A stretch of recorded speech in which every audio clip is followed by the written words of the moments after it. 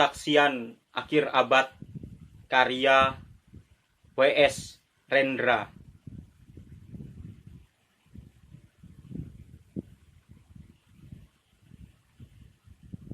Ratap tangis menerpa pintu kalbuku. Bau anyir darah mengganggu tidur malamku.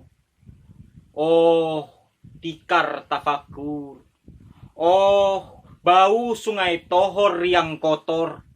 Bagaimana aku akan bisa membaca keadaan ini? Di atas atap kesepian nalar pikiran yang digalaukan oleh lampu-lampu kota yang bertengkar dengan malam. Aku menyerukan namamu, wahai para leluhur Nusantara. Oh Sanjaya, leluhur dari kebudayaan tanah. Oh Purnawarman, leluhur dari kebudayaan air. Kedua wangsamu telah mampu mempersatukan budaya tanah dan air. Oh Resi Kuturan, oh Resi Nirarte, empu-empu tampan yang penuh kedamaian, telah kamu ajarkan tatanan hidup yang aneka dan sejahtera, yang dijaga oleh Dewan Hukum Adat. Oh, bagaimana aku bisa mengerti bahasa bising dari bangsaku sendiri? Oh, Kajau Lalido, bintang cemerlang tanah Ogi, negarawan yang pintar dan bijaksana, telah kamu ajarkan aturan permainan di dalam benturan-benturan keinginan yang berbagai ragam di dalam kehidupan. Ade, bicara, rapang, dan wari. Oh, lihatlah wajah-wajah berdarah dan rahim yang diperkosa. Muncul dari puing-puing tatanan hidup yang porak-poranda. Kejahatan kasat mata tertawa tanpa pengadilan.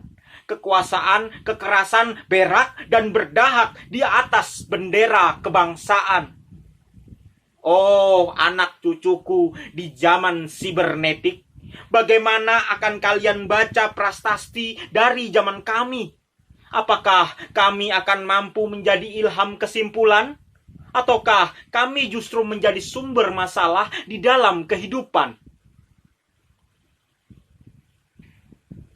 Dengan puisi ini aku bersaksi bahwa rakyat Indonesia belum merdeka. Rakyat yang tanpa hukum bukanlah rakyat merdeka. Hak hukum yang tidak dilindungi oleh lembaga pengadilan yang mandiri adalah hukum yang ditulis di atas air. Bagaimana rakyat bisa merdeka bila polisi menjadi aparat pemerintah dan tidak menjadi aparat hukum yang melindungi hak warga negara? Bagaimana rakyat bisa merdeka bila birokrasi negara tidak menjadi aparat rakyat, melainkan menjadi aparat pemerintah yang berkuasa? Bagaimana rakyat bisa merdeka bila hak pilih mereka dipasung tidak boleh memilih secara langsung wakil-wakil mereka di Dewan Perwakilan? Dan juga tidak boleh memilih secara langsung camat mereka, bupati mereka, wali kota, gubernur, dan presiden mereka. Dan partai-partai politik menganggap rakyat hanya abdi partai yang dinamakan masa politik partai, kaula partai, atau hamba partai.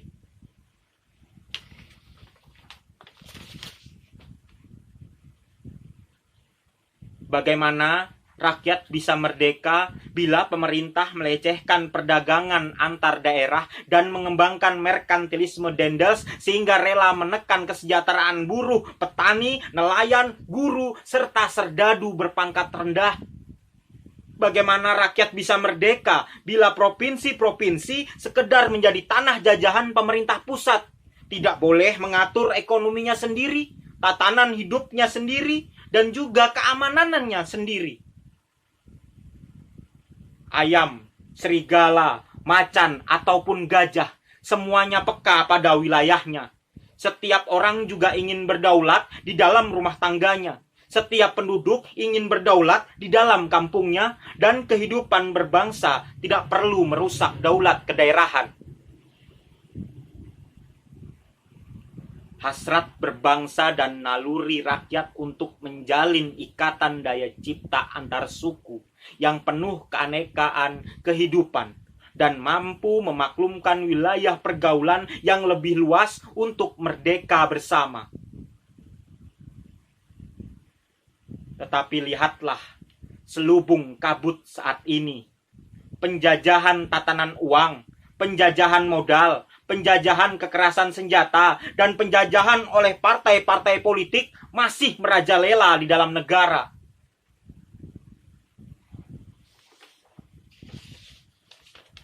Dengan puisi ini aku bersaksi bahwa sampai saat puisi ini aku tanda tangani, para elit politik yang berkedudukan atau yang masih di jalan tidak pernah memperjuangkan sarana-sarana kemerdekaan rakyat.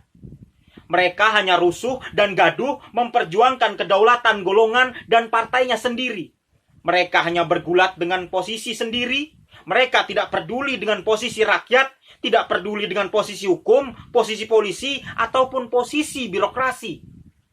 Dengan picik mereka akan mendaur ulang malapetaka bangsa dan negara yang telah terjadi.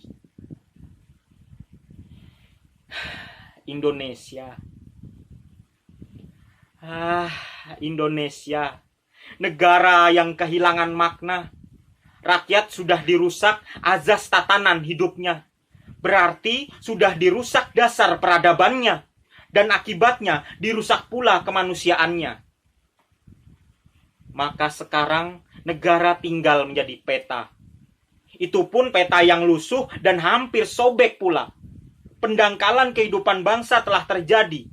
Tata nilai rancu, dusta, pencurian, penjarahan, dan kekerasan halal.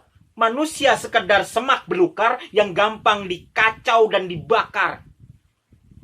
Paket-paket pikiran yang murah dijajakan, penalaran amanah yang salah mendorong rakyat terpecah belah. Negara tidak mungkin kembali diutuhkan tanpa rakyatnya dimanusiakan. Dan manusia tak mungkin kembali menjadi manusia tanpa dihidupkan hati nuraninya. Hati nurani adalah hakim adil untuk diri kita sendiri. Hati nurani adalah sendi dari kesadaran akan kemerdekaan pribadi.